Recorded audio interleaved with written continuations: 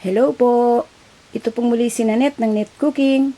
Narito na naman tayo para maghandog na naman ng isa pang recipe na sana po ay magustuhan ninyo. Ngayong araw na ito ay magluluto po tayo ng cream stew. At ito po ang mga kakailanganin natin sa pagluluto. Ang gagamitin ko po dito ay yung chicken breast o yung pinakasoft na part ng chicken. Then potatoes, ibinabad lang natin sa tubig para hindi mangitim. Kailangan din po natin ng carrots.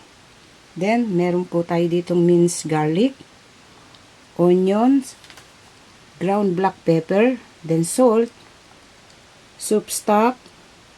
Then, ang ilalagay po natin dito sa ating cream stew, meron tayo ditong sweet corn, broccoli. So, itong broccoli, inilight boiled ko lang. Optional lang ito, kung wala naman, okay din. Lalagyan din natin ng hard-boiled eggs, mushrooms, young corn. Then, ang gagamitin ko po dito ay yung cream stew mix.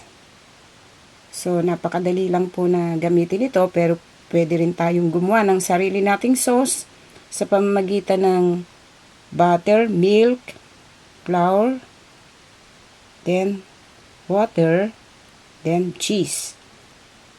Siyempre, kakailanganin din po natin dito ng water at cooking oil.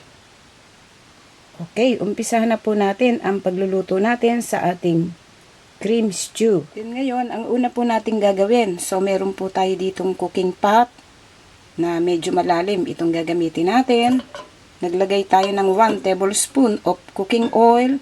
Then, itong garlic gigisa natin.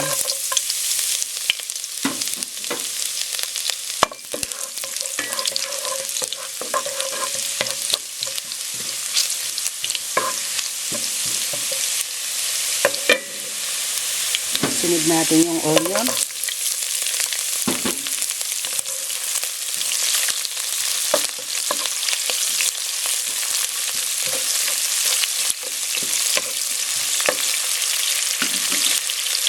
Then dito po, ilagay natin itong chicken.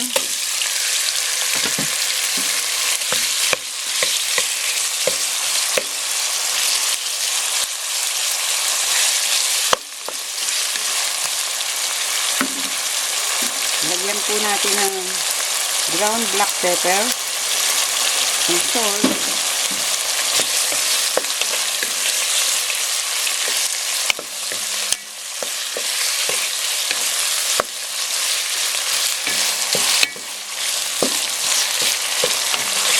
So, hintayin lang natin na medyo ma-fry ng konti itong chicken.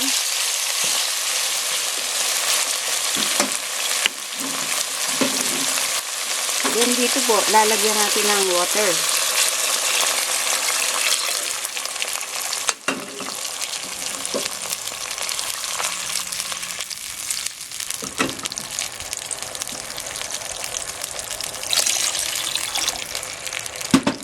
Then dito po, ilagay po natin itong soup stock.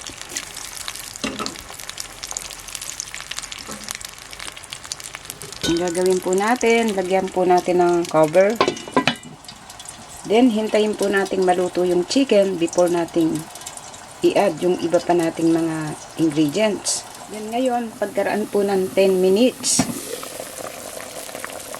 Kasi, madali lang naman lumambot itong chicken breast. So, ang gagawin po natin, ilagay po natin itong potatoes, itong carrots,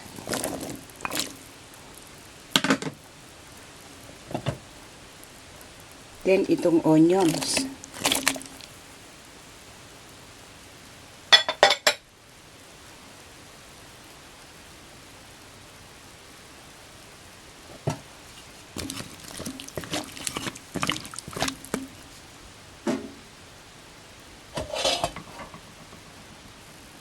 Then ngayon, lagyan po natin ulit ng cover.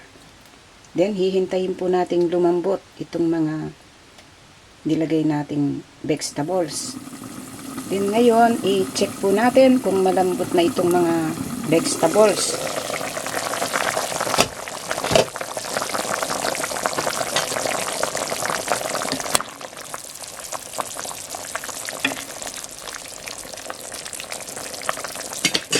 palagay ko okay na ito. Then ngayon, ang gagawin po natin, i-add natin itong mushrooms at saka yung yam corn.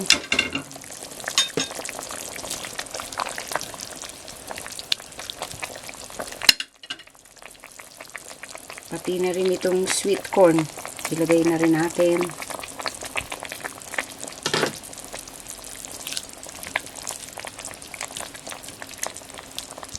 Then dito, kung medyo natatansya natin na kailangan pa natin ng mag-add ng water, so mag-add po tayo ng water. Add po tayo ng water.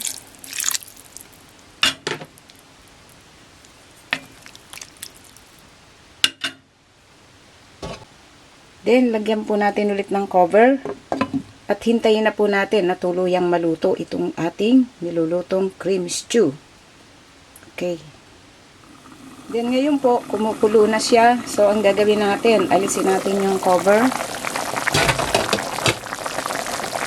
Then, hinaan natin yung apoy.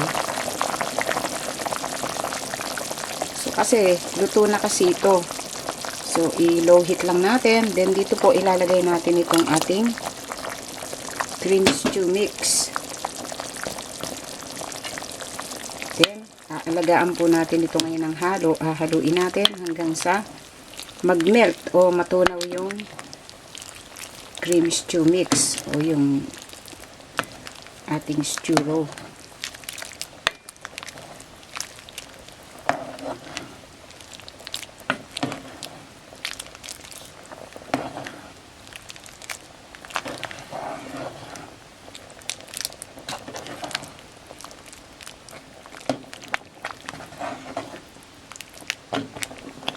Then, ngayon po, nag-melt na siya completely. Then, ang gagawin natin ngayon, ilagay po natin itong ating hard-boiled quail eggs.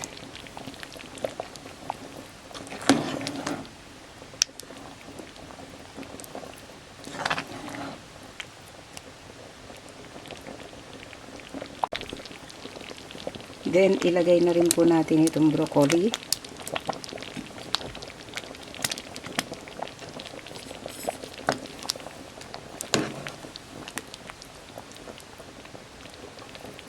So, okay na po ito.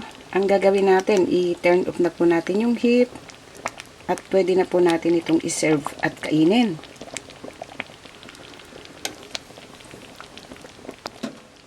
Then ngayon, ito po ang kinalabasan sa pagkakaluto po natin sa ating cream stew. Sana po nagustuhan nyo ang pagkakaluto po natin sa reseping ito. Marami pong salamat. Ito po muli si Nanette ng Net Cooking. Thanks po. Bye!